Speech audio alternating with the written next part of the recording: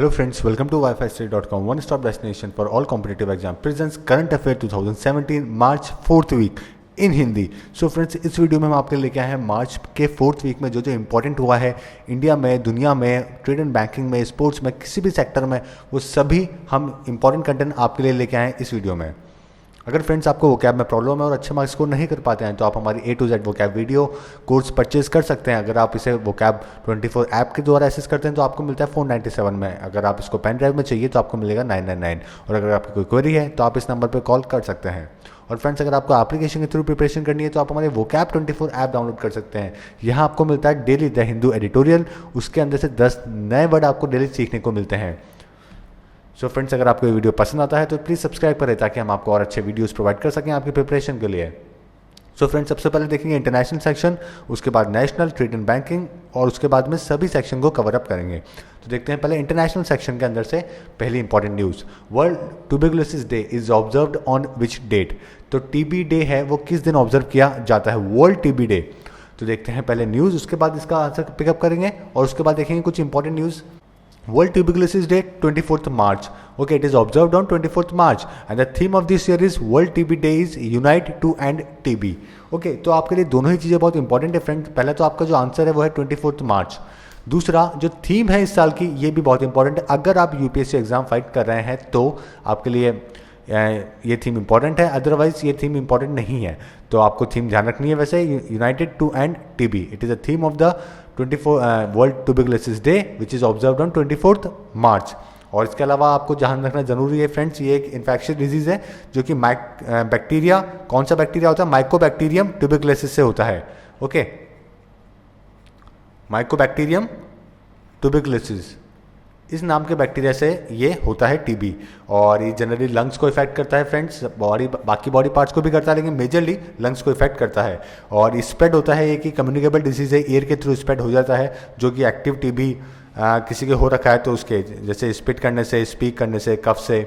Okay, और इसको diagnose करने के लिए एक एक्टिव टीबी टेस्ट होता है, चेस्ट का एक्सरे होता है और बाकी माइक्रोस्कोपिक एग्जामिनेशन होते हैं, कल्चर देखा जाता है बॉडी फ्लूइड का, उसके बाद इसको डायग्नोस किया जाता है. ओके, तो ये इंपॉर्टेंट कंटेंट है बाकी जो कि आपको ध्यान रखना है. देखते हैं next. Which country has topped in energy architecture performance index. तो कौन सा कंट्री है जिसने टॉप किया है एनर्जी आर्किटेक्चर परफॉर्मेंस इंडेक्स के अंदर. तो देखते हैं news. India ranks 87th on energy architecture performance. Okay, तो ग्लोबली इंडिया ने 87th रैंक है इंडिया की globally energy architecture performance index के अंदर. और वर्स्ट, अगर वर्स्ट की बात की जाए तो बहरीन है जो कि सब जिसकी लास्ट रैंक आई है. और बेस्ट की बात की जाए तो स्विट्जरलैंड है जिसने इस लिस्ट को टॉप किया है. और ये वर्ल्ड इकोनॉमिक फोरम की रिपोर्ट है. ओके, जिसका हेडक्वार्टर कहाँ है, जेनेवा में है. तो ये भी आपको ध्यान रखना जरूरी है. और आपका जो आंसर है वह है स्विट्जरलैंड. स्विट्जरलैंड ने टॉप किया है एनर्जी आर्किटेक्चर परफॉर्मेंस इंडेक्स. सभी इंडेक्सेस और जो रैंकिंग है वो फ्रेंड्स इंपॉर्टेंट है आपके पेपर के लिए. ये सभी आपको याद रखनी है. एक तो उस कंट्री की जिसने टॉप किया है और साथ में इंडिया की रैंकिंग क्या थी, तो ये भी आपको ध्यान रखना है. तो 87 इंडिया की रैंकिंग है एनर्जी आर्किटेक्चर परफॉर्मेंस इंडेक्स के अंदर. Who has topped Fortune 50 greatest leaders of the world list. तो कौन से पर्सन है जिन्होंने टॉप किया है Fortune 50 greatest leaders of the world list के अंदर. देखते हैं news. SBI chairperson Arundhati Bhattacharya among Fortune 50 greatest leaders of the world. तो अरुंधति भट्टाचार्य जो कि SBI की चीफ है और साथ में इंडियन ओरिजिन पर्सन है, फिजिशियन है. ओके, राज पंजाबी, ये दो पर्सन है जो कि इस लिस्ट के अंदर जिन्होंने अपना नाम दर्ज कराया है. तो top 50 greatest leaders of the world list के अंदर ये दोनों ऐड है. ओके, और फेमस मैगजीन है ये जिसने ये लिस्ट जारी करी है. और चेयरपर्सन जो SBI की है ये कौन सी रैंक पे, 26 रैंक के ऊपर है. और जो CEO है लास्ट माइल हेल्थ के, ये लास्ट माइल हेल्थ क्या है फ्रेंड्स, एक ये NGO है, एक प्रोग्राम है जिसमें जो कनेक्टिविटी नहीं होती है अगर किसी दूर में, जैसे किसी विलेज के अंदर कनेक्टिविटी नहीं मिलती है हेल्थ से रिलेटेड, तो ये लोग हेल्प करते हैं वहाँ पे हेल्थ से रिलेटेड कोई भी डॉक्टर या फिर कोई भी चीज़, मेडिकल फैसिलिटीज़ वहाँ पे पहुँचाने को लेके. ओके, तो राज पंजाबी भी इस लिस्ट के अंदर है जिनके 28th स्पॉट है. 28th स्पॉट है. ओके, और इस लिस्ट को टॉप किया है बेसबॉल ऑपरेशन के जो प्रेसिडेंट है शिकागो कब्स, थियो एस्पिन को.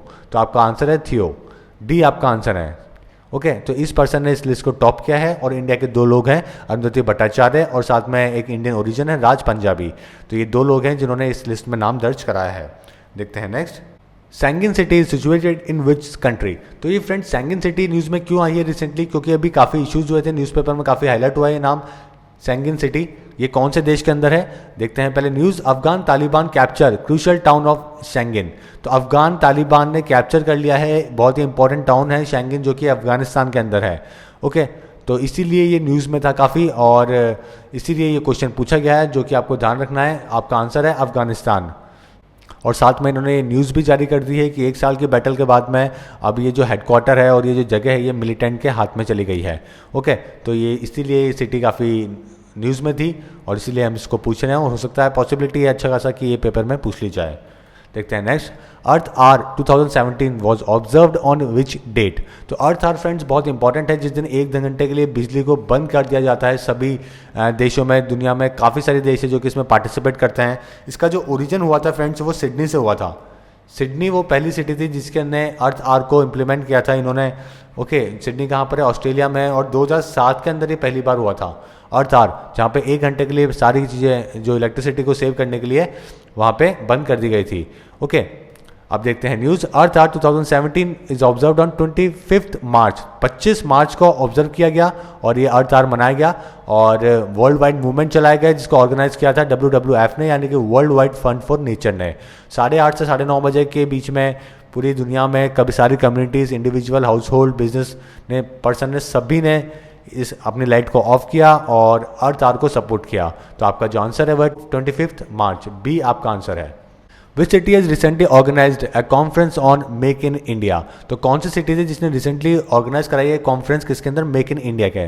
Okay, conference. तो देखते हैं पहले news. Conference on make in India held in हस्टन। तो हस्टन वो सिटी है जिसने यहाँ पे कॉन्फ्रेंस ऑर्गेनाइज करवाई है। तो आपका जो आंसर है वह है ए। ओके, और इस इंडिया की आपको पता ही होगा, मेक इन इंडिया इंडिया का एक प्रोग्राम है जो कि गवर्नमेंट का एक इनिशिएटिव था, गवर्नमेंट ऑफ इंडिया का, एंकरेज करने के लिए मल्टीनेशनल को, नेशनल कंपनीज़ को, ताकि वो देश में आए और मैन्युफैक्चरिंग यूनिट यहाँ पे लगाए। ओके, ताकि देश के अंदर जो एम्प्लॉयमेंट है वो भी बढ़े, साथ में जो चीज़ें हैं अगर यहाँ पे मैन्युफैक्चर होगी तो उनकी रेट भी कम होगी। ओके, इसी चीज़ को लेकर प्राइम मिनिस्टर नरेंद्र मोदी ने 25 सितंबर 2014 को इसको लॉन्च किया था। ओके, और इसके बाद में काफ़ी ऐसा हुआ कि फॉरेन डायरेक्ट इन्वेस्टमेंट इंडिया में आने लगा, और इनफैक्ट FDI ने US और चाइना को भी सप्रेस कर दिया था, इतना FDI इंडिया के अंदर फ्लो हुआ था। Okay, near by 63 billion USD dollar India के अंदर आए थे। और ये जो कैंपेन था, ये जो डिज़ाइन करा गया था फ्रेंड्स, ये एक अमेरिकन एडवर्टाइजिंग कंपनी है जिसने नाइकी को प्रमोट बहुत किया है। ओके, वाइडन और साथ में कैनेडी, ये एक कंपनी है वाइडन और कैनेडी, इन्होंने इस कैंपेन को डिज़ाइन किया था। मेक इन इंडिया की बात कर रहा हूँ मैं, मेक इन इंडिया कैंपेन की, जो कि PM नरेंद्र मोदी ने स्टार्ट किया था। ओके, और राइट नाउ अभी जो कॉन्फ्रेंस ऑर्गेनाइज करवाई गई वो हस्टन में करवाई गई। तो आपका ए आंसर था। Which countries became the third largest aviation market in terms of domestic passenger traffic beating Japan? तो कौन सा देश बना है दुनिया का थर्ड लार्जेस्ट एविएशन मार्केट, और डोमेस्टिक पैसेंजर ट्रैफिक के अंदर इन्होंने जापान को भी बीट कर दिया है। तो देखते हैं news. India is became the third largest aviation market in terms of domestic passenger traffic beating Japan as industry report as said. Okay, तो इंडिया के ऊपर अब सिर्फ और सिर्फ US और चाइना ही रह गया है। तीसरे नंबर पर इंडिया आ गया है, इंडिया ने जापान को हरा दिया है डोमेस्टिक पैसेंजर ट्रैफिक के अंदर। ओके, और आपका जो आंसर है वो है A, India. Which city will host 9th world environmental education Congress.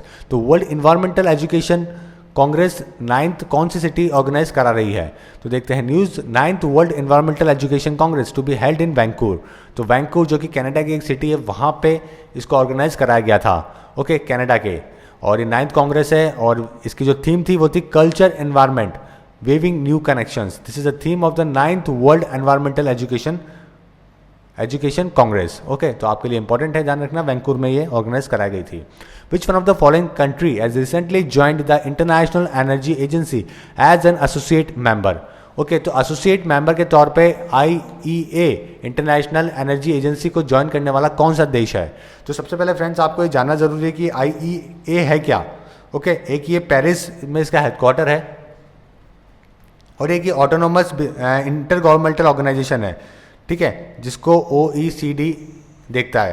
यानी कि organisation for economic corporation and development. इसको 1974 में इसको इस्टेब्लिश किया गया था। 1973 के अंदर ऑयल क्राइसिस आए थे, उसके बाद में इसको इस्टेब्लिश किया गया था। ओके, और इसके जो मेंबर्स हैं वो 29 मेंबर्स हैं राइट नाउ, 29। इंडिया इसका एसोसिएट मेंबर बन गया है, पाकिस्तान इसका कोई मेंबर नहीं है, तो आपको ये चीज़ ध्यान रखनी है। 29 मेंबर हैं इसके पूरे, टोटल अभी तक 29 मेंबर्स हैं। तो India became associate member of International Energy Agency, तो इंडिया बनाया एसोसिएट मेंबर। तो आपका जो आंसर है वो है B, India. Okay, which is going to be the 29th member of the North Atlantic Treaty Organization. तो नाटो का 29th मेंबर कौन सा देश बना है अभी? पहले आपको पता था नाटो के बारे में, बहुत बड़ी ऑर्गेनाइजेशन है। Okay, North Atlantic Treaty Organization, जो कि क्या है, एक मिलिट्री अलायंस है, इंटर गवर्नमेंटल मिलिट्री अलायंस है, जो कि नॉर्थ अटलांटिक ट्रीटी के ऊपर बेस्ड है, जिसको साइन करा गया था 4 अप्रैल 1949 के अंदर इसको साइन करा गया था। ओके, सोवियत यूनियन को टैकल करने के लिए यूरोप और अमेरिका दोनों साथ आए थे, कई सारे देश इसके अंदर ज्वाइन हुए थे उस टाइम पे, और एक कलेक्टिव डिफेंस सिस्टम बनाया गया था कि अगर इनके मेंबर्स के ऊपर अगर हमला किया गया तो ये समझा जाएगा कि सभी नाटो देशों के ऊपर हमला किया गया है। ओके, और इसका जो हेडक्वार्टर है वो ब्रुसेल्स में है, बेल्जियम में। बहुत इंपॉर्टेंट है, कई बार पेपर में पूछा गया है। सेक्रेटरी जनरल अभी जो है, सेक्रेटरी जनरल वो हैं जेंस स्टॉल्टनबर्ग। जेंस स्टॉल्टनबर्ग अभी इसके सेक्रेटरी जनरल है। ओके, और इसका जो आंसर है पहले अपन देखते हैं news. NATO invites the Balkan nation of Montenegro to become the 29th member, agreeing to expand for only the 7th time in history despite Russia angry objection। तो Russia ने काफ़ी एंग्री ऑब्जेक्शन किया था कि आप इसको फैला रहे हो और भी देश जोड़ रहे हो, तो फिर भी इन्होंने इसको 7वें टाइम हिस्ट्री के अंदर रिवाइज किया और मॉन्टेनेग्रो को बना दिया 29th मेंबर। ओके, और तो आपका जो आंसर होगा वो होगा ए, मॉन्टेनेग्रो। तो साथ में आपको ये भी ध्यान रखना है कि देश कौन सा देश है फ्रेंड्स। मॉन्टेनेग्रो की बॉर्डर क्रोएशिया से, बोस्निया से, सर्बिया से, कोसोवो से, ओके, अल्बानिया, ये सारे देश हैं जो कि इसके कंट्री के आसपास इसके नेबर्स हैं। साथ में इसकी जो लार्जेस्ट सिटी है और जो कैपिटल सिटी है वो है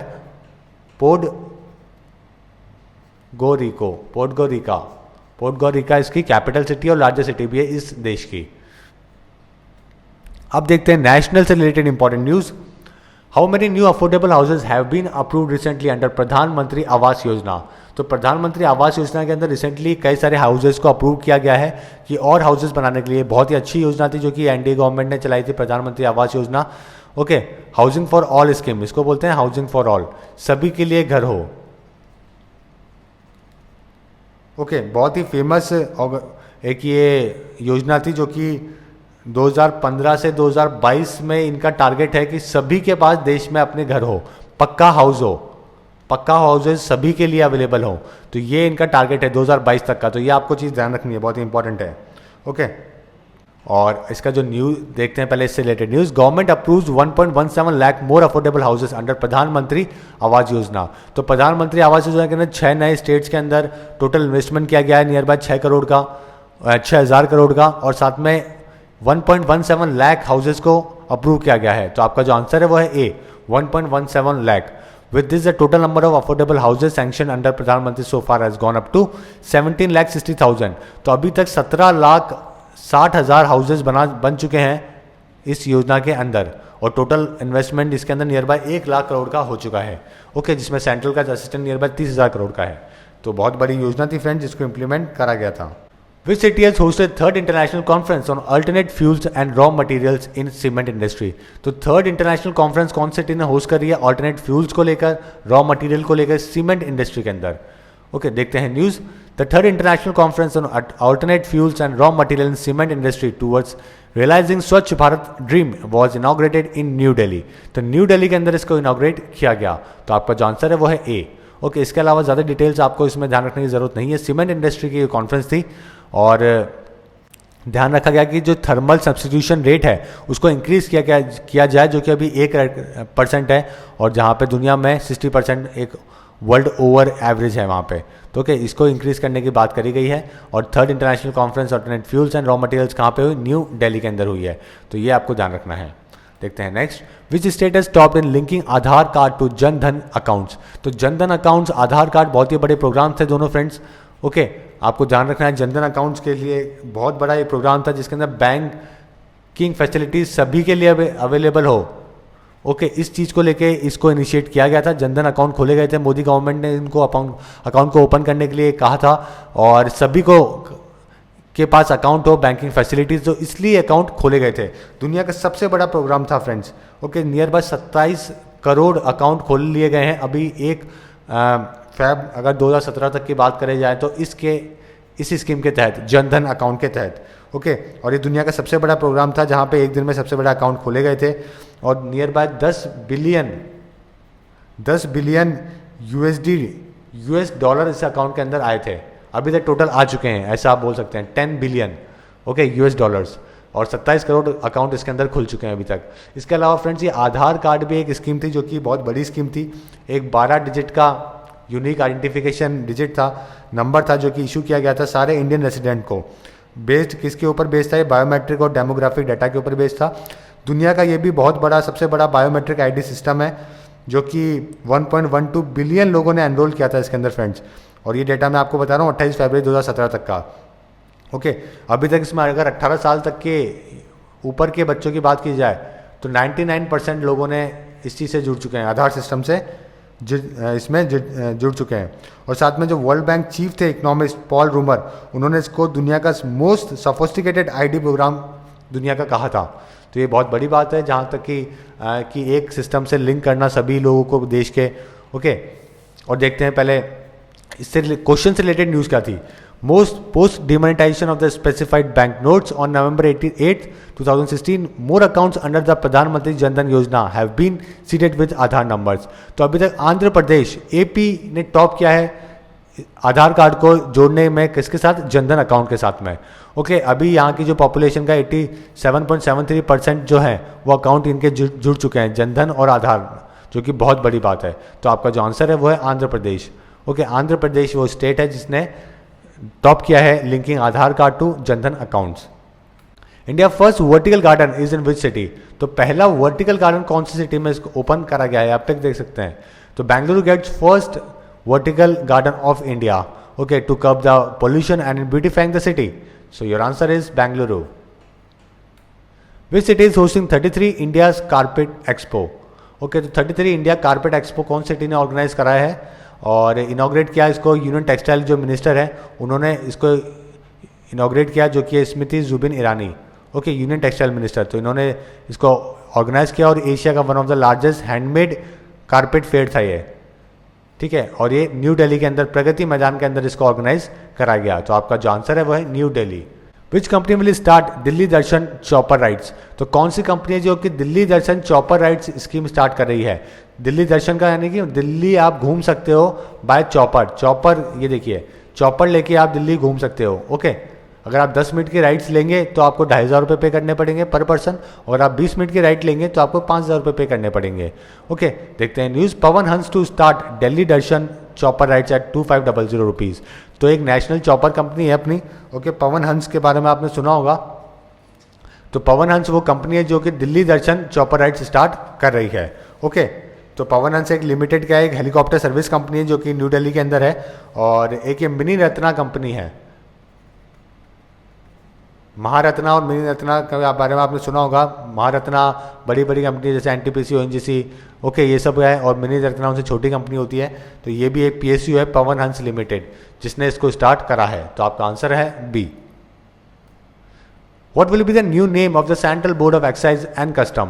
तो central board of excise and custom का नया नाम रख दिया गया है। ओके, रीनेम्ड कर दिया गया है इसको। तो इसका क्या नाम है? तो देखते हैं news. The apex policy making body for indirect taxes CBEC is been renamed as the central board of indirect taxes and customs. Okay, तो central board of indirect taxes and customs का नाम कर दिया गया है।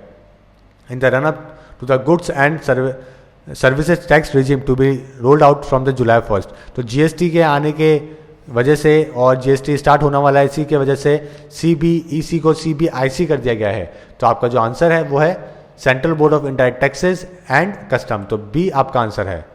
Which university will host 105 India science Congress? तो 105वां Indian science Congress कौन सी university इसको होस्ट करेगी? तो देखते हैं news. Osmania university to host 105 Indian science congress. Okay, तो Indian science congress INC, ISC, 105 कौन कर रहा है? उस्मानिया यूनिवर्सिटी कर रही है। तो आपका जो आंसर है वो है ए। ओके, 3 से लेकर 7 जनवरी 2018 के अंदर ये होएगा। और ये सिटी कहाँ पर है फ्रेंड्स? ये उस्मानिया यूनिवर्सिटी जो है ये हैदराबाद के अंदर है। ओके, तो आपको ये चीज़ ध्यान रखनी है। और साथ में आपको मैं इंडियन साइंस कांग्रेस के बारे में कुछ चीज़ें बताना चाहूँगा। ये इसको जो ऑर्गेनाइज करवाता है वो करवाता है इंडियन साइंस कांग्रेस एसोसिएशन, एक प्रीमियर साइंटिफिक ऑर्गेनाइजेशन है जिसका हेडक्वार्टर कहाँ पर है? कोलकाता के अंदर है। ओके, वेस्ट बंगाल के अंदर है। और ये 1914 के अंदर इसको स्टार्ट किया गया था, 1914 के अंदर इसको स्टार्ट किया गया था। और ISC इंडियन साइंस कांग्रेस के जो फाउंडर है वो थे सिम्पसन और साथ में मैकमोहन। ओके, सिमॉन्सन जे सिमॉन्सन और मैकमोहन, ये 2 पर्सन है जो कि इसके फाउंडर थे। ओके, और पहली जो मीटिंग कराई गई थी वो 15-17 जनवरी 2014 को कराई गई थी, जो एशियाटिक सोसाइटी के अंदर कैलकाटा के अंदर इसको ऑर्गेनाइज करा गया था। और 105वीं कहाँ पे हो रही है? उस्मानिया यूनिवर्सिटी में हो रही है। Which city has hosted world conference on environmental 2017? तो वर्ल्ड कॉन्फ्रेंस ऑन एनवायरमेंट 2017 कहाँ पे हो रही है? तो president of India inaugurates world conference on environment. Okay, और ये नई दिल्ली के अंदर इसको ऑर्गेनाइज कराया गया है। तो आपका जो आंसर है वो है C. Okay, which city has hosted national conference on down syndrome? तो डाउन सिंड्रोम को लेकर नेशनल कॉन्फ्रेंस कौन सी सिटी है जो कि होस्ट कर रही है? तो पहले तो फ्रेंड्स ये जान लीजिए कि डाउन सिंड्रोम होता क्या है। ओके, डाउन सिंड्रोम क्या है? एक ट्राइसोमी होती है पेयर 21 की, जैसे कि एक जेनेटिक डिसऑर्डर है, एक ये जेनेटिक डिसऑर्डर है जो कि प्रेजेंस ऑफ ऑल या फिर part of a third copy of chromosome, जो अपने क्रोमोसोम जो 21 होते हैं, ओके, उनकी कॉपी होती है, यानी कि 2 की जगह 3 पेयर हो जाते हैं, तो अपन उनको बोलते हैं ट्राइसोमी। तो एक ये जेनेटिक डिसऑर्डर है जिसके होने के बाद में अपन उसको बोलते हैं डाउन सिंड्रोम। ओके, इसके अंदर क्या होता है फ्रेंड्स? थोड़ा IQ लेवल कम हो जाता है, फिजिकल स्ट्रेंथ जो ग्रोथ है वो कम हो जाती है, इंटेलेक्चुअल डिसेबिलिटीज़ हो जाती है। तो ये सारी चीज़ें हैं जो कि डाउन सिंड्रोम में होती है। ओके, और ये क्या है? ये कि जेनेटिक डिसऑर्डर है। तो उसके लिए कॉन्फ्रेंस कराई गई और ये कॉन्फ्रेंस कहाँ पे हुई? न्यू दिल्ली के अंदर हुई है। तो आपका आंसर है सी। ओके, क्रोमोसोमल, देखिए क्रोमोसोमल कंडीशन है जो कि इंटेलेक्चुअल लर्निंग डिसेबिलिटीज़ को लेके होती है। और 47 क्रोमोसोम्स हो जाते हैं इसके अंदर, नॉर्मली 46 होते हैं, ठीक है। लेकिन अगर ट्राइसोमी हो गई है, 2 की जगह 3 हो गए अगर 21 पेयर के अंदर, तो क्या हो जाएगा? डाउन सिंड्रोम हो सकता है। विच state has registered maximum human trafficking cases in 2016? तो मैक्सिमम ह्यूमन ट्रैफिकिंग केसेस 2016 के अंदर कौन से स्टेट के अंदर हुए हैं? तो ये हुए हैं वेस्ट बंगाल के अंदर। ओके, उसके बाद में राजस्थान के अंदर। तो आपका जो आंसर है वो है West Bengal. West Bengal number 1 पे है, राजस्थान नंबर 2 पे है, जो कि बहुत ही ख़राब डाटा है इन स्टेट्स के लिए कि यहाँ पे मैक्सिमम ह्यूमन ट्रैफिकिंग हो रही है। ओके, और अगर यूनियन टेरिटरीज की बात की जाए तो Delhi recorded the maximum number of human trafficking cases in 2016। तो अगर यूनियन टेरिटरी के अंदर दिल्ली और स्टेट के अंदर West Bengal. Which city has hosted third meeting of G20 framework working group? तो G20 की फ्रेमवर्क की वर्किंग ग्रुप की जो मीटिंग थी वो थर्ड मीटिंग वो कौन सी सिटी होस्ट कर रही है? तो देखते हैं news. Third meeting of the G20 framework working group held at Varanasi. तो वाराणसी सिटी के अंदर ये मीटिंग हुई थी। तो आपका आंसर है डी, वाराणसी। ओके, और साथ में फ्रेंड्स आपको ये भी बताना चाहूँगा कि मैं G20 क्या है, कि 19 कंट्रीज़ का और यूरोपियन यूनियन का ग्रुप है। Okay, G20। तो G20 ग्रुप एक इंटरनेशनल फोरम है, गवर्नमेंट्स और सेंट्रल बैंक के जो गवर्नर्स हैं वो सभी यहाँ पे आके मिलते हैं और दुनिया में जो इकोनॉमिक कंडीशंस है उनके बारे में चर्चाएं होती है। 1999 के अंदर ये स्टार्ट किया गया था। ओके, G20, जिसके अंदर गवर्नर्स और साथ में जो गवर्नमेंट के जो ऑफिसर्स हैं सेंट्रल बैंक के, वो सभी यहाँ पे आते हैं। हाई लेवल का डिस्कशन होता है और इंटरनेशनल फाइनेंशियल स्टेबिलिटी को लेकर काफ़ी बातें यहाँ पे होती है। Which city has hosted international Diamond Conference 2017? तो इंटरनेशनल डायमंड कॉन्फ्रेंस कौन सी हुई है, कुछ सिटी ने होस्ट करी है 2017 की? ये मुंबई ने करी है। तो आपका आंसर है सी, मुंबई। और थीम क्या थी इसकी? Mines to market 2017। तो माइंस टू मार्केट 2017 थीम थी इंटरनेशनल डायमंड कॉन्फ्रेंस 2017 की। Which city has hosted national tribal and north east art conclave? तो कौन सी सिटी ने होस्ट किया नेशनल ट्राइबल और साथ में north east art conclave? Okay, doctor Mahesh Sharma ने इनॉग्रेट किया इसको, जो कि क्या है, अपने कल्चर एंड टूरिज्म मिनिस्टर है, minister of state for culture and tourism, इन्होंने इनॉग्रेट किया। और ये कहाँ पे कराई गई? न्यू दिल्ली के अंदर कराया गया। तो ये सिटी थी जो कि न्यू दिल्ली थी जिसने इसको होस्ट किया था। तो आपका आंसर है ए। ओके, और ट्राइबल जो आर्ट है उसको काफ़ी प्रमोट यहाँ पे किया गया और साथ में फ्रेंड्स ट्राइब की अगर बात हुई तो मैं आपको कुछ ट्राइब्स का नाम बताना चाहूँगा अरुणाचल प्रदेश की और मेघालय की, जो कि पेपर में कई बार पूछ ली जाती है और आपको ध्यान रखना है कहाँ से ये ट्राइब है, कई बार ये पूछते हैं। जैसे अबोर हुई, डेफला, गैलोंग, मुंबा, ये सारी ट्राइब कहाँ की? अरुणाचल प्रदेश की है फ्रेंड्स, और बहुत इंपॉर्टेंट ट्राइब है, पेपर में कई बार पूछते हैं। और अगर मेघालय की बात की जाए तो मेघालय भी कई इंपॉर्टेंट है, जैसे चकमा, गारोज, खासी, जैंता, ओके, और हैजोंग, ये कुछ इंपॉर्टेंट ट्राइब्स है, कहाँ की है? मेघालय की है, जो कि पेपर में कई बार पूछ लिया जाता है। Bavaria as a province is in which country? तो बहुत ही इंपॉर्टेंट सवाल एक और, बवारिया जो प्रोविंस है ये कौन सी कंट्री के अंदर है? ओके, क्योंकि रिसेंटली इंडिया और बवारिया ने सेटअप किया है joint group to identify area of cooperation in the water sector. Water segment के अंदर क्या अच्छा हो सकता है? दुनिया वाटर को लेके, क्राइसिस को लेके काफ़ी डिस्टर्ब है, इंक्लूडिंग इंडिया। तो वाटर सेक्टर को लेके यहाँ पे बात करी गई और बवारिया कौन से कंट्री के प्रोविंस में है? ओके, तो देखते हैं friends news. Union minister of water resources, river development and Ganga rejuvenation, कौन है river minister? River and water minister Uma Bharati है। सजेस्ट है formation of a group to identify area of cooperation in the water segment. Okay, और ये कहाँ का group है friends? ये जो प्रोविंस है वो जर्मनी का है। ओके, ये जर्मनी का है और साउथ ईस्टर्न जर्मनी है कि जहाँ जिसकी जो बॉर्डर है वो कई देशों से मिलती है, जैसे लिशिगन हुआ, ऑस्ट्रिया हुआ, चेक रिपब्लिक हुआ, वहाँ पे ये सिचुएटेड है। तो आपका आंसर है वो है D. India becomes net exporter of electricity for the first time. तो इंडिया ने पहली बार ऐसा हुआ है कि इंडिया एक्सपोर्ट कर रहा है इलेक्ट्रिसिटी को, कंपेयर टू इंडिया हमेशा इंपोर्ट करता है इलेक्ट्रिसिटी को। ओके, तो इंपोर्टर से इंडिया बन चुका है एक्सपोर्टर। जैसे 2016-17 के अंदर इंडिया ने जो एक्सपोर्ट करी है नेपाल, बांग्लादेश और म्यांमार को बिजली, वो नियर बाय 5798 मिलियन यूनिट करी है, और कंपेयर टू जो कि 213 मिलियन यूनिट ज़्यादा है कंपेयर टू जो अपन ने इंपोर्ट करी है भूटान से। ओके, तो इसलिए इंडिया बना है net exporter. Which committee was setup for enhancing the combat potential of Indian arm forces? तो इंडियन आर्म फोर्सेज को कॉम्बैट पोटेंशियल को जांचने के लिए, एनहांस करने के लिए कौन सी कमेटी का फॉर्मेशन किया गया है? तो Arun Jaitley clears major military reforms proposal. तो अरुण जेटली ने क्लियर किया है major military reform proposal. Okay, और जो कमेटी के हेड बनाए गए हैं वो बनाए गए हैं शेखातर कमेटी। तो आपका जो आंसर है, जो कमेटी बनाई गई है वो डीबी शेखातर कमेटी बनाई गई है, जो कि एनहांस करेगी कॉम्बैट पोटेंशियल का इंडियन 3 आर्म फोर्सेस को। From which date Bharat stage 4 norms will be implemented? तो भारत स्टेज 4 BS4 अभी फ्रेंड्स रिसेंटली आपने देखा होगा 1 या 2 दिन पहले काफ़ी ज़्यादा भागदौड़ हो गई थी। BS3 की गाड़ियाँ काफ़ी हैवी डिस्काउंट पे मिल रही थी, क्योंकि वो सभी बंद होने वाली हैं। ओके, सारी के सारे जो ब्रांड्स थे सभी ने एक हैवी डिस्काउंट लगा रखा था, जिसको लेकर लोगों में काफ़ी उत्साह था और लोगों ने काफ़ी व्हीकल खरीद लिए। और BS3 बंद होने वाली है 1 तारीख से, 1 अप्रैल से सुप्रीम कोर्ट का ऑर्डर है कि अब ये व्हीकल का रजिस्ट्रेशन नहीं होगा, इंडिया में नहीं मिलेगी। तो सारी कंपनीज ने केस भी फाइल किया था, और लेकिन सुप्रीम कोर्ट ने ये बोल दिया कि देश की लोगों की हेल्थ के साथ में आप कॉम्प्रोमाइज़ नहीं कर सकते हैं। अगर आप अभी नहीं सेल आउट करेंगे तो नेक्स्ट 10 से 15 साल ये वापस से काफ़ी पॉल्यूशन क्रिएट करेगी, जिससे काफ़ी नुकसान होगा देश को।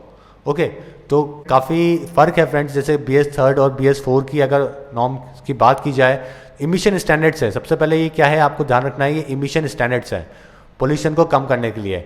ये जैसे कि यूरो 1 होता है, यूरोप में चलता है यूरो 1, यूरो 2, यूरो 3, उसी तर्ज पे इंडिया में भी BS भारत स्टेज 1, 2, 3 स्टार्ट किया गया और इमिशन स्टैंडर्ड्स को यहाँ पे बरकरार रखा गया। तो यानी कि अगर अपन देखें डिफरेंस BS3 और BS4 के अंदर, अगर अपन डिफरेंस देखें कितना कम पॉल्यूशन होता है, तो 80% रिडक्शन होता है। जो ट्रक्स हैं उनमें 80% कम पॉल्यूशन होएगा अगर वो BS4 है। तो टेक्नोलॉजी में अगर अपग्रेड इन्होंने कंपनीज ने किया है तो ओके, तो ये 1 अप्रैल जो डेट दी गई है वहाँ से ये इम्प्लीमेंट किया जाएगा। भारत स्टेज 4 जितने भी व्हीकल है अब BS4 की तर्ज पे बनाए जाएंगे। Which state is organising Namami Brahmaputra festival? तो नमामि ब्रह्मपुत्रा फेस्टिवल कौन सा स्टेट ऑर्गेनाइज करा रहा है? ओके, तो प्रेसिडेंट है जो अपने प्रणब मुखर्जी, उन्होंने इसका इनॉग्रेशन किया था 31 मार्च को, और ये कहाँ पे हो रहा है? गुवाहाटी के अंदर हो रहा है। 5 डे लॉन्ग फेस्टिवल है जो कि गवर्नमेंट ऑफ आसाम ऑर्गेनाइज करा रही है, ताकि जो बॉन्ड्स हैं वेरियस कम्युनिटीज़ के अंदर वो स्ट्रांग हो आसाम के अंदर। तो ये कहाँ पे हो रहा है? गुवाहाटी के अंदर हो रहा है। तो आपका आंसर है D. Which state is the first in construction of houses for urban poor? तो कौन सा स्टेट है जो कि नंबर 1 पे है जो अर्बन पुअर जो लोग हैं उनके हाउसेज के कंस्ट्रक्शन को लेके? तो गुजरात पहले स्टेज पे है, पहली रैंक पे है for construction of houses for urban poor. Okay, प्रधानमंत्री आवास योजना, जो कि इसके बारे में अपन ने थोड़ी देर पहले डिस्कस किया था, जो कि 2015 में लॉन्च करी गई थी। 2022 तक इनका टारगेट है सभी के पास हाउस हो। तो यहाँ पे गुजरात सबसे ज़्यादा घर बना रहा है अर्बन पुअर लोगों के लिए। तो आपका आंसर है ए। गुजरात के बाद में राजस्थान सेकंड नंबर पे है। अब देखते हैं ट्रेड एंड बैंकिंग से related important question. So friend, discuss करते हैं। पहला क्वेश्चन हमारा बैंकिंग से related, which bank has detected highest number of cases of fake certificate for appointments. तो कौन सा बैंक है जिसने highest number of fake certificate वाले केसेस जिसके अंदर रजिस्टर हुए हैं। ओके, कौन सा बैंक है जिसने डिटेक्ट किया है highest number of cases of fake certificate appointment के टाइम पे। तो देखते हैं पहले न्यूज़। 4 पीएसबी बैंक है जिसमें इंक्लूड है, जिसमें आईओबी, बीओबी और 315 केसेस है जो कि इनमें रजिस्टर करे गए हैं। जैसे oriental bank of commerce, Indian overseas bank, bank of Baroda, Andhra bank, इन सभी के अंदर फेक सर्टिफिकेट्स लोगों ने अपॉइंटमेंट के टाइम पे दिखाए हैं और ये सब चीज़ें रजिस्टर करी गई है। तो जो मैक्सिमम जो केसेस हुए हैं वो किस में हुए हैं, इंडियन ओवरसीज बैंक के अंदर हुए हैं, जिसके अंदर 253 अकेले इस बैंक के अंदर इतने केसेस हुए हैं। तो आपका जो आंसर है वो है B, Indian overseas Bank. Which state has signed MOU with the SBI to provide housing loan at subsidized interest rate to its employee? तो कौन सा स्टेट है जिसने साइन किया है MOU SBI बैंक के साथ में, ताकि उनके जो एम्प्लॉय हैं उनको सब्सिडाइज कम रेट के ऊपर, इंटरेस्ट रेट के ऊपर जो लोन है, हाउसिंग लोन है, वो मिल जाए। तो देखते हैं news. Assam government has signed 2 MOU with the SBI to provide housing loan at hugely subsidized interest rate of 5% for women and 5.5% for men। Okay, और एजुकेशन लोन साथ में, होम लोन, ये सभी आसाम गवर्नमेंट ने एमओयू साइन किया SBI के साथ में, ताकि उनके जो एम्प्लॉयज़ हैं उनको सस्ते में ये सब कम इंटरेस्ट रेट के ऊपर ये सब फैसिलिटीज़ मिल जाएँ। तो 5% है सिर्फ वुमेन के लिए, 5.5% है मैन के लिए, और एजुकेशन लोन है 4% इंटरेस्ट रेट के ऊपर। तो ये सारी फैसिलिटीज़ प्रोवाइड करी गई है एसबीआई के द्वारा आसाम को। तो आपका जो आंसर है वो है D. Which state will get $100 million from World Bank to improve quality of health care services. तो कौन सा स्टेट है जिसने साइन किया है एमओयू किसके साथ में, वर्ल्ड बैंक के साथ में, और उसको मिल रहे हैं $100 million किस चीज़ के, हेल्थ केयर फैसिलिटीज़ को इम्प्रूव करने के लिए। ओके, तो देखते हैं news. World bank science $100 million credit agreement with centre and Uttarakhand. और सेंटर और उत्तराखंड के साथ में $100 million का एग्रीमेंट किया है वर्ल्ड बैंक ने, ताकि हेल्थ कंडीशंस है, हेल्थ केयर सर्विसेज है, वो इम्प्रूव की जा सकें। ओके, तो आपका जो आंसर है वो है उत्तराखंड, ए आपका आंसर है।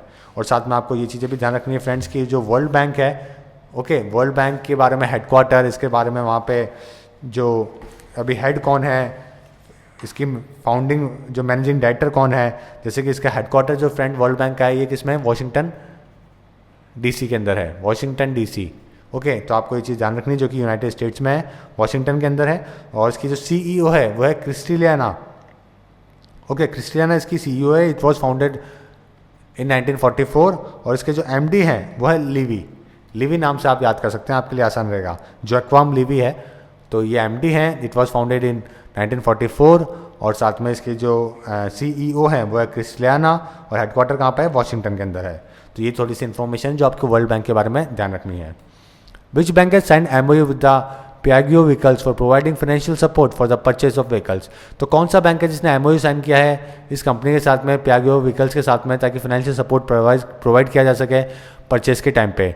तो Vijaya bank inks MOU with the Piaggio vehicles. तो विजया बैंक ने एमओयू साइन किया है ताकि सस्ते में फाइनेंशियल सपोर्ट मिल जाए व्हीकल परचेज करने के टाइम पे। ओके, तो आपका जो आंसर है वो है डी, विजया बैंक। और इसका हेडक्वार्टर कहाँ पर है फ्रेंड्स, बेंगलुरु के अंदर है विजया बैंक का। तो आपके लिए इंपॉर्टेंट है ये जानना। कौन सा बैंक है जिसने बेस्ट स्मॉल बैंक अवार्ड जीता है 2016 का। तो KVB bank best small bank award. तो केवीबी यानी कि करूर वैश्य बैंक ने जीता है बेस्ट स्मॉल बैंक का अवार्ड। तो आपका जो आंसर है वो है सी, केवीबी बैंक। ओके, और इसका जो डायरेक्टर है वो कौन है, वेंकटया रमन है। Project Ananya is related to which bank. तो प्रोजेक्ट अनन्या है वो कौन से बैंक से रिलेटेड है, तो सिंडिकेट बैंक से रिलेटेड है फ्रेंड्स ये। और 40 अनन्या ब्रांचेस ओपन करी है उन्होंने, ताकि काफ़ी सारी फैसिलिटीज़ हैं वो लोगों तक पहुंच सके। ओके, और 4 ट्रांसफॉर्मेशन ऑफ पिलर्स जैसे बिजनेस प्रोसेस, री engineering, digital channels, custom relationship management, HR transformation, ये सब चीज़ों पर फोकस करा गया है। और 40 अनन्या ब्रांच ओपन करी गई है। तो आपका जो आंसर है वो है सिंडिकेट बैंक, ए आपका आंसर है। Which is the first state to bring banking to remote rural areas through self help groups. तो SHG यानी कि सेल्फ हेल्प ग्रुप के द्वारा कौन सा बैंक है, कौन सा स्टेट है जो कि बैंकिंग फैसिलिटी प्रोवाइड करेगा रिमोट रूरल एरियाज के अंदर? तो Orissa to bring banking to remote rural areas through self help groups. तो उड़ीसा वो स्टेट है जो कि देश में पहला बना है जो कि फिनेंशियल जो चीज़ें हैं, जो फैसिलिटीज़ हैं, वो सब दूर दराज तक रूरल एरियाज तक भी प्रोवाइड किया कराएगा सेल्फ हेल्प ग्रुप के द्वारा। ओके, और नियर बाय 1000 रिमोट जो ग्राम पंचायत है जहाँ पे बैंकिंग फैसिलिटीज़ नहीं है, वहाँ पे इन चीज़ों को लेकर काम किया जाएगा। तो आपका आंसर है सी। विच bank has start up with the true collar for UPI based payment? तो यूनिफाइड पेमेंट इंटरफेस पे ओके UPI पेमेंट के साथ को यूज़ करने के लिए ट्रू कॉलर के साथ में टाई अप करने वाला कौन सा बैंक है? तो ICICI bank partners true collar for UPI based payment. Okay, और UPI किसकी हेल्प ली गई है? ट्रू कॉलर की हेल्प ली गई है। और कौन सा बैंक है? ICICI बैंक है। तो आपका आंसर है ए।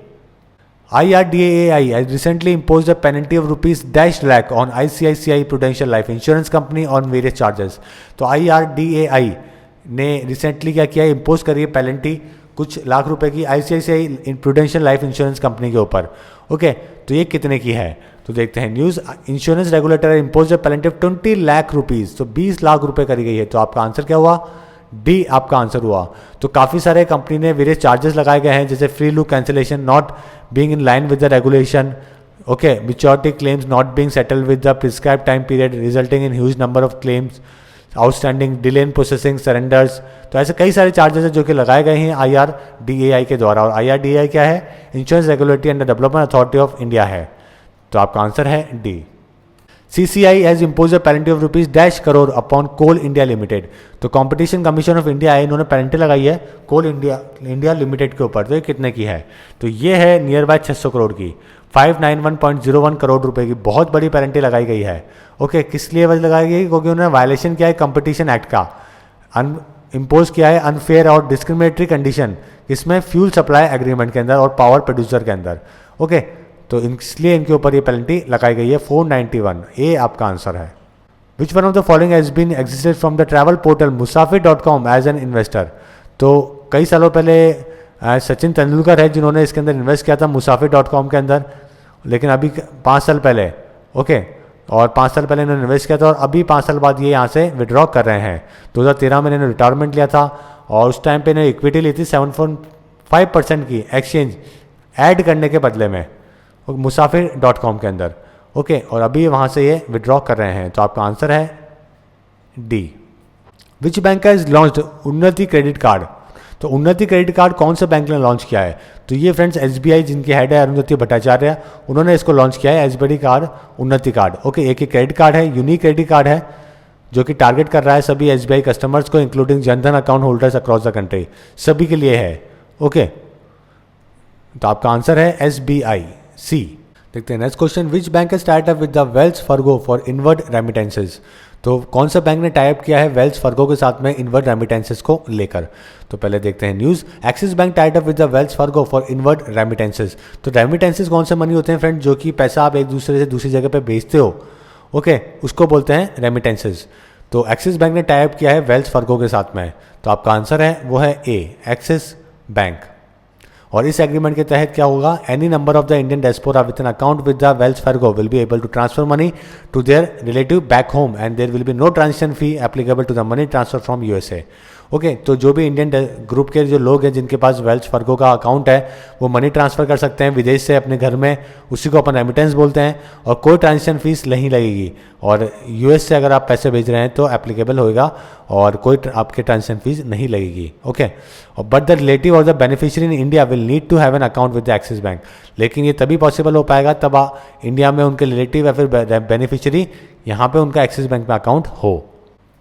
तो देखते हैं another news. Which bank has launch 811 account? तो कौन सा बैंक है जो कि इसने 811 अकाउंट्स ओपन कर रहा है? तो देखते हैं news. Kotak Mahindra launches scheme to double customers to 16 million. तो कोटक महिंद्रा बैंक है जिसने ये स्कीम लेके आई है ताकि वो अपने जो कस्टमर्स है वो डबल कर सके, 16 मिलियन तक कर सकें। इसके अंदर जीरो बैलेंस अकाउंट खुल रहा है फ्रेंड्स, डिजिटल अकाउंट खुल रहा है, फ्री ऑफ कॉस्ट है, बस आपको आधार कार्ड से, आधार सिस्टम से लिंक करना है।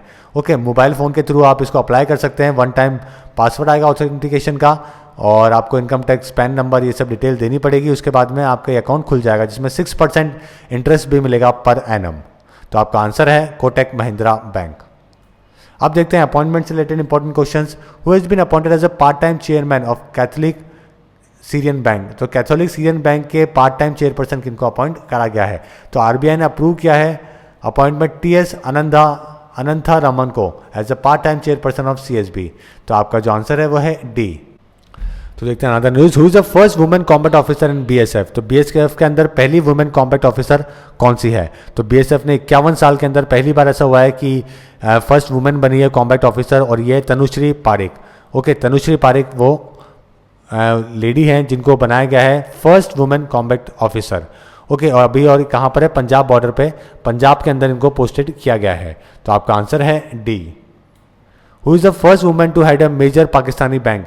तो पहली वुमेन कौन सी है ऐसी जिन्होंने पाकिस्तानी बैंक की हेड बनी है? यह है सीमा कामिल, जो बनी है पहली women to head a major Pakistani bank. Okay, United Bank Limited है, एक थर्ड लार्जेस्ट लैंडर बैंक है वहाँ पे, उनकी हेड ये बनाई गई है। तो इनका आंसर, इस क्वेश्चन का आंसर है सी, सीमा कामिल। देखते हैं next question. Which one of the following has been inducted in the International Advisory Board of Global Think Tank the Atlantic Council recently। तो कौन से पर्सन है जिनको इंक्लूड करा गया है इंटरनेशनल एडवाइजरी बोर्ड के अंदर, global think tank the Atlantic Council के अंदर रिसेंटली? तो देखते हैं news. Reliance group chairperson Anil Ambani has been inducted into the International Advisory Board of Global Think Tank the Atlantic Council। Okay, तो इसके अंदर इनको इंक्लूड करा गया है। और अदर ग्लोबल बिजनेसेस लीडर जो इसके अंदर इंक्लूड हैं वो है Thomas Enders CEO Airbus group के, रूपर्ट मोड्रिक सीईओ 21st सेंचुरी फॉक्स के, और ऐसे कई सारे लोग हैं जो कि जिनको इसमें इंक्लूड करा गया है। ओके, और आपका जो आंसर है इस क्वेश्चन का वो है बी, अनिल अंबानी। अनिल अंबानी को इसमें इंक्लूड करा गया है। ओके, अटलांटिक काउंसिल क्या है कि फॉरेन पॉलिसी थिंक टैंक है, जो किसका हेडक्वार्टर कहाँ पर है? वॉशिंगटन के अंदर है। Okay, UN picks former US state governor to run World food Programme. तो यूनाइटेड नेशन ने पिक किया है, जो चीफ है एंटोनियो गुटरेस, उन्होंने अपॉइंट किया है former South Carolina governor David Beasley को to run the Rome based world food programme. Okay, तो वर्ल्ड फूड प्रोग्राम को रन करने के लिए इन्होंने चुना है डेविड को। ओके, और ये रिप्लेस कर रहे हैं अमेरिकन एथलीन कजिन को, who has been World food Programme executive director since 2012। तो 2012 से ये क्या थे? एग्जीक्यूटिव डायरेक्टर थे। अभी इनको रिप्लेस किया है डेविड ने, और किन्होंने इनको अपॉइंट किया है? यूनाइटेड नेशन के जो चीफ है एंटोनियो गुटरेस, उन्होंने इसको अपॉइंट किया गया है।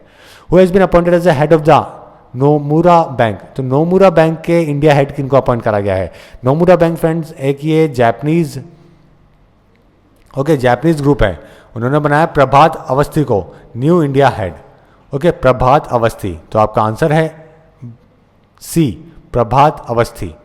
Sunaina Singh appointed as a vice chancellor of Nalanda university. तो सुनैना सिंह को वाइस चांसलर अपॉइंट करा गया है नालंदा यूनिवर्सिटी का। प्रेसिडेंट प्रणब मुखर्जी ने इनको अपॉइंट किया है, और पहले ये इंग्लिश एंड फॉरेन लैंग्वेज की यूनिवर्सिटी की हेड थी हैदराबाद के अंदर, और अभी इनको नालंदा यूनिवर्सिटी अब में अपॉइंटमेंट दिया गया है। ओके, और ये कहाँ पर है फ्रेंड्स? नालंदा यूनिवर्सिटी राजगीर के अंदर है। तो आपको ये चीज़ भी ध्यान रखनी है, कहाँ पर है? राजगीर के अंदर है, और बिहार के अंदर है। इसके अंदर 2014 के अंदर इसका पहला एकेडमिक सेशन चालू करा गया था, और काफ़ी सारे देशों से इनको इंटरनेशनल फंडिंग भी मिली है इस यूनिवर्सिटी को वापस बनाने के लिए। 15 स्टूडेंट से स्टार्ट करा गया था 2014 के अंदर।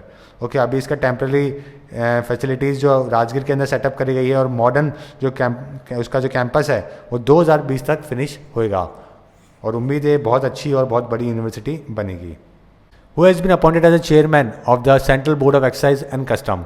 तो central board of excise and custom की चेयरपर्सन किनको अपॉइंट करा गया है? यह है Vanaja N Sarna. Okay, Vanaja N Sarna को अपॉइंट करा गया है, हेड किसकी? CBEC की। तो आपका आंसर है वनेजा एन सरना। अब देखते हैं अवार्ड से related questions. Who has won first Kuldeep Nair journalism award.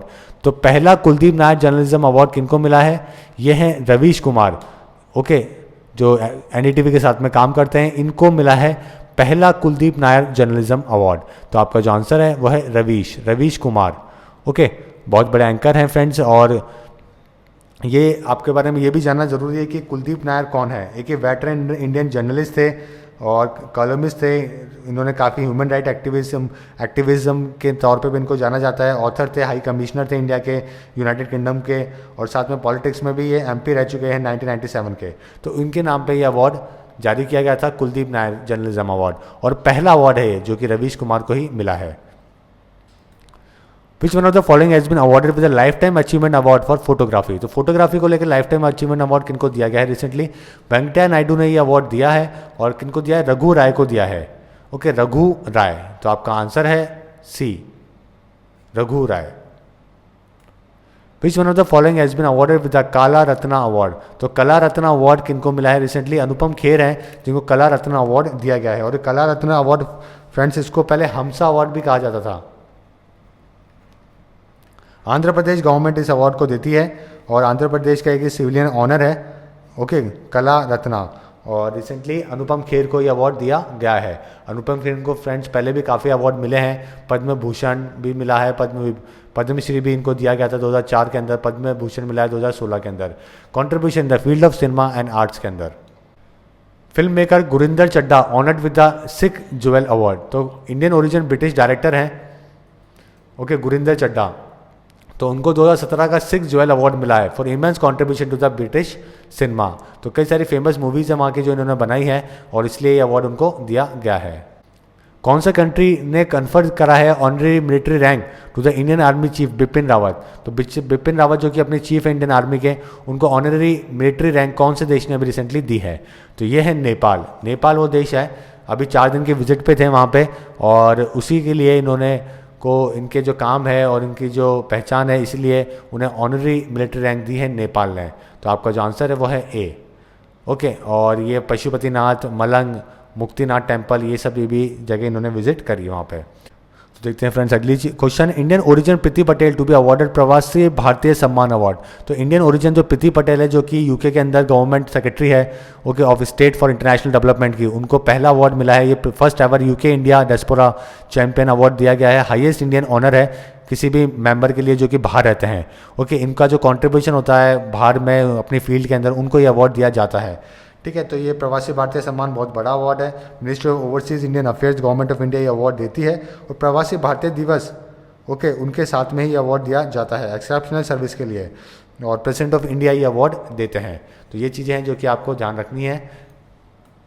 ISKCON Govardhan eco village get water award.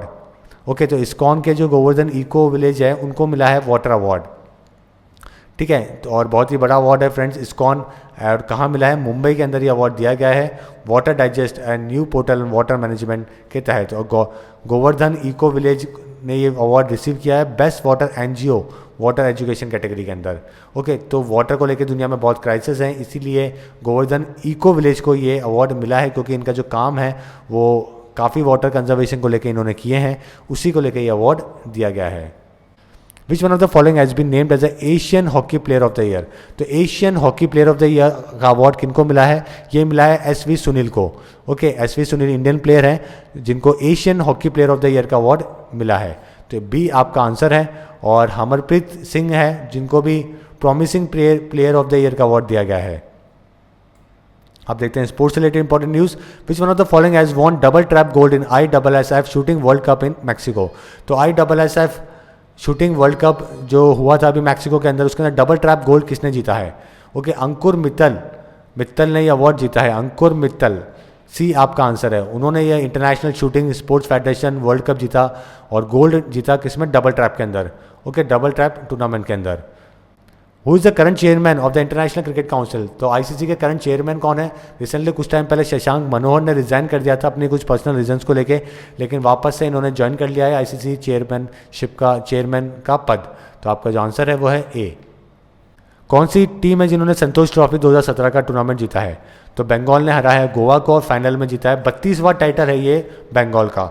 Okay, ये जो संतोष ट्रॉफी है फ्रेंड्स, ये 1941 में स्टार्ट करी गई थी, और सबसे ज़्यादा बार बंगाल ने ही जीता है इस ट्रॉफी को। ओके, बहुत ही इंपॉर्टेंट ट्रॉफी है फुटबॉल की, संतोष ट्रॉफी, और आपका जो आंसर है वो है बंगाल, सी आपका आंसर है। कौन सा प्लेयर है जिन्होंने सबसे ज़्यादा, कौन से क्रिकेट प्लेयर हैं जिन्होंने सबसे ज़्यादा टेस्ट विकेट लिए हैं इस टेस्ट सीजन के अंदर? ओके, एक टेस्ट सीजन के अंदर। तो अश्विन ने ब्रेक किया है डेल स्टेन का record for most wicket in a test season. Okay, 78 Ashwin ने जो 78 विकेट लिए हैं और तोड़ दिया है रिकॉर्ड, और साथ में पुजारा ने भी एक सीज़न में सबसे ज़्यादा रन बनाने का टेस्ट सीज़न के अंदर वो रिकॉर्ड भी तोड़ दिया है। पहले गौतम गंभीर का था और अभी पुजारा का है। ओके, और आपका जो आंसर है वो है इस क्वेश्चन का अश्विन। अश्विन ने ब्रेक किया है डेल स्टेन का record of most wickets in a test season. Okay, और 78 विकेट लिए थे डेल स्टेन ने 2007-2008 के अंदर, तो उस रिकॉर्ड को तोड़ दिया है। शॉन टेट ने रिटायरमेंट अनाउंस कर दी है। ये कौन से कंट्री से है? बहुत ही फेमस प्लेयर है फ्रेंड्स, ऑस्ट्रेलिया के बहुत फास्ट बॉलर थे और जिन्होंने काफ़ी ज़्यादा कुछ 35 के आसपास टेस्ट मैच खेले, 21 T20 मैचेस खेले हैं और कुछ एक टेस्ट मैच भी खेले हैं। तो इनके निकनेम था द वाइल्ड थिंग, क्योंकि इनकी बॉलिंग की स्पीड बहुत ज़्यादा तेज़ थी। राजस्थान रॉयल्स से भी इन्होंने कुछ साल खेले हैं और इनकी बॉलिंग स्पीड थी ओडीआई में 161.1 किलोमीटर पर आवर की स्पीड से इन्होंने ओडीआई में बॉल की थी, जो कि सेकंड फास्टेस्ट बॉल है। अगर फास्टेस्ट बॉल की बात की जाए तो शोएब की है, शोएब अख्तर की है, जिन्होंने 161.3 किलोमीटर पर आवर की स्पीड से बॉल करी थी। और सेकंड नंबर पे जॉइंट है, जैसे कि सेकंड नंबर पे जॉइंट रैंक है शॉन टेट की और ब्रैटली की। ब्रैटली ने भी इस स्पीड से एक बार बॉल फेंकी है। कौन सी सिटी होस्ट कर रही है final FIFA under 17 world cup का? तो कोलकाता है, जो कि सॉल्ट लेक स्टेडियम है जिसके अंदर होएगा। वेन्यू डिसाइड कर लिया गया है फाइनल का, तो आपका आंसर है C. Okay, FIFA under 17 world cup जो कि इंडिया में हो रहा है, इसका फाइनल होएगा कोलकाता के अंदर। इंडिया ने कितने मेडल जीते हैं 2017 special Olympics world winter games के अंदर? तो स्पेशल ओलंपिक्स यानी कि जो पैरा ओलंपिक जैसे होता है वैसे ही स्पेशल जो डिसेबिलिटीज़ वाले जो लोग हैं उनका ये टूर्नामेंट है 2017। यहाँ पे इंडिया ने 73 मेडल जीते हैं फ्रेंड्स, बहुत बड़ी बात है। और यहाँ पे 37 गोल्ड भी है उसके अंदर, तो आपका आंसर है 73 मेडल जीते हैं इंडिया ने, और 5th पोजीशन पे इंडिया रहा है। कौन सी सिटी है जिसने होस्ट किया है मैन हॉकी वर्ल्ड कप 2018 का? ओके, कौन सी सिटी है जो कि होस्ट कर रही है 2018 का हॉकी वर्ल्ड कप? तो Bhubaneswar to host men hockey world cup 2018। तो भुवनेश्वर वो सिटी है जो कि होस्ट कर रही है, उड़ीसा के अंदर है। और फ्रेंड्स, वर्ल्ड कप की अगर बात की जाए हॉकी की, तो इंडिया ने एक बार ये टूर्नामेंट जीता है। ओके, 1975 के अंदर पाकिस्तान को हराया था इंडिया ने। उससे पहले इंडिया रनर अप भी रह चुका है एक बार 1973 के टाइम पे, जिसमें नीदरलैंड ने इंडिया को हराया था और इंडिया रनर अप रहा था। Which team has won Deodar trophy 2017? तो दियोदर ट्रॉफी 2017 की कौन सी टीम ने जीती है? तमिलनाडु ने बीट किया इंडिया बी को और ये टूर्नामेंट जीत लिया है। ओके, कौन सी सिटी होस्ट कर रहा है एशियन एथलीट चैंपियनशिप 2017? कौन सी सिटी होस्ट करेगी? तो भुवनेश्वर ही होस्ट करेगी वापस से। एशियन एथलीट मीट होगी 2017 जुलाई 9 और 6 से लेकर 9 तक, तो आपका आंसर है भुवनेश्वर।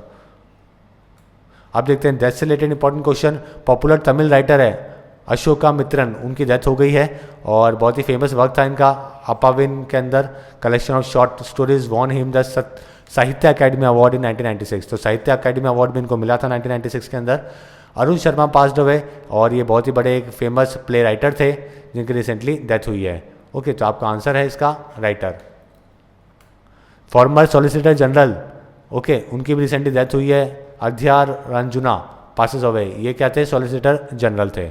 अब देखते हैं books. Coffee table book title 50 years the great Indian milk revolution launch. तो मिल्क रिवोल्यूशन के ऊपर 50 year the great Indian milk revolution launch करी गई है कॉफ़ी टेबल। ओके, और उसको लॉन्च किया है किसने? श्री राधा मोहन ने, जो कि क्या है यूनियन मिनिस्टर एग्रीकल्चर के, फार्मर वेलफेयर के, इन्होंने इसको लॉन्च किया है।